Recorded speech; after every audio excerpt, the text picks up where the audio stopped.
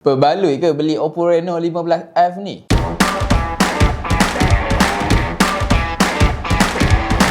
Nak beli phone, tablet, aksesori Android atau iPhone? Tak payah keluar rumah. Beli terus di FM Mall, mudah, cepat dan terus sampai depan pintu. Hai guys, kembali lagi.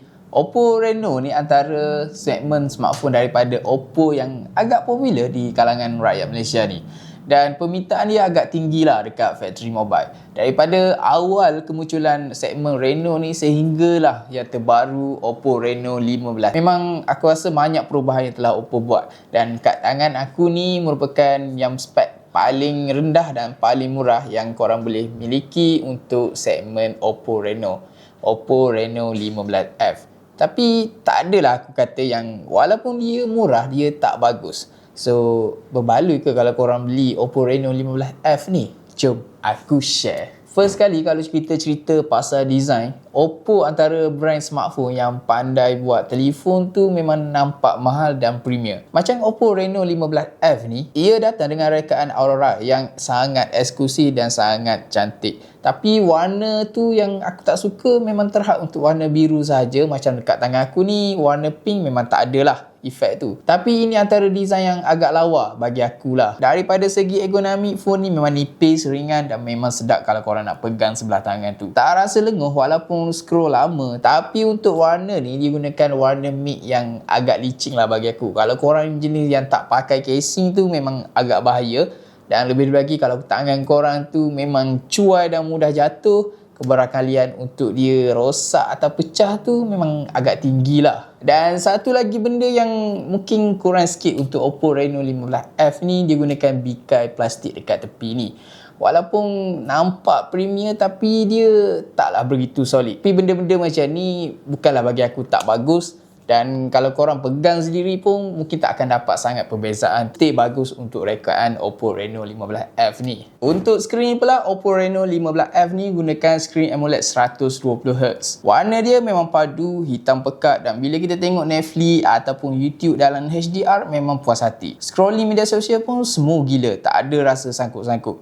Tapi ada satu benda kecil yang aku perasan. Yang pertama, always on display tu. Dia bila dia LED, kadang-kadang dia akan turn off sendiri. Benda tu mungkin ganggu sikit lah kalau korang jenis yang suka tengok jam, tengok tarikh tanpa korang perlu stop phone tu, memang terganggu. Tapi benda ni kecil sangat lah. Aku rasa kecil sangat. Jadi tak perlu risau pun benda ni. Dan yang kedua ialah dia punya curve pada bucu skrin tu. Kalau tangan korang tu besar sikit, aku rasa saiz tangan yang besar tu mungkin bila tersentuh dekat bucu ni dia akan auto tersentuh. Dia macam ghost lah. Tapi benda ni tak selalu terjadilah. Macam aku hanya beberapa kali dan benda ni bukan mengganggu aku sangat. Sebab kalau kita pakai casing tu, aku rasa much better lah. Untuk guna harian, aku boleh cakap prestasi Oppo Reno 15F ni lebih daripada cukup. Dikuasakan oleh Snapdragon 6 Gen 1. Kalau korang buka WhatsApp, Instagram, TikTok ataupun edit video pendek, semua akan smooth. Rank pun memang besar untuk bantu korang multitasking. Kalau korang nak lompat-lompat apps pun tak ada isu lah. Kalau masuk bab gaming, kalau untuk gaming yang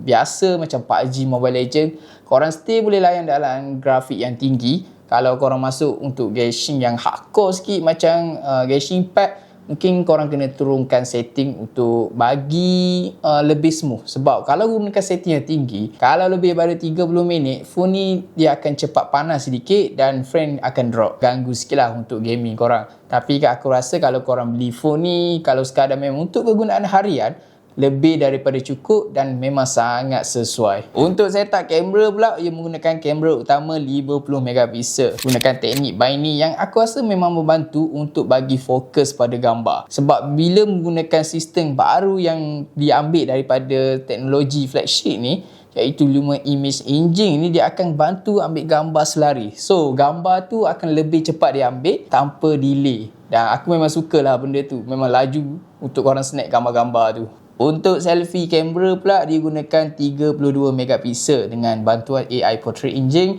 Memang menjadi kegemaran aku lah sebab dia bantu gambar tu nampak lebih neutral, tak over shadow sangat dan dia akan bantu bila kita berada dalam keadaan low light. Mungkin gambar tu kadang-kadang tak konsisten tapi hasil dia still memuaskan. Dan kalau kita cerita pasal kelemahan, korang kena tahu disebabkan tiada lens telefoto fizikal, bila zoom lebih daripada 6 kali, gambar akan mula nampak pecah dan noise keluar.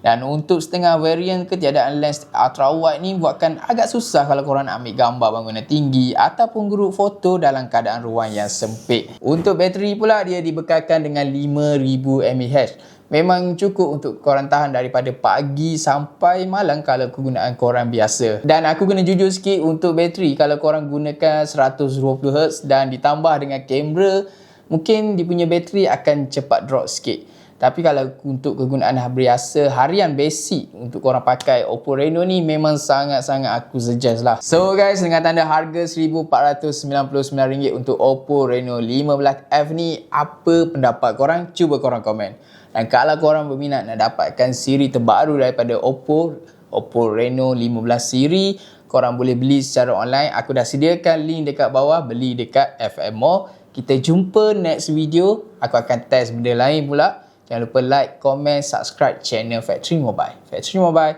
your gadget solution.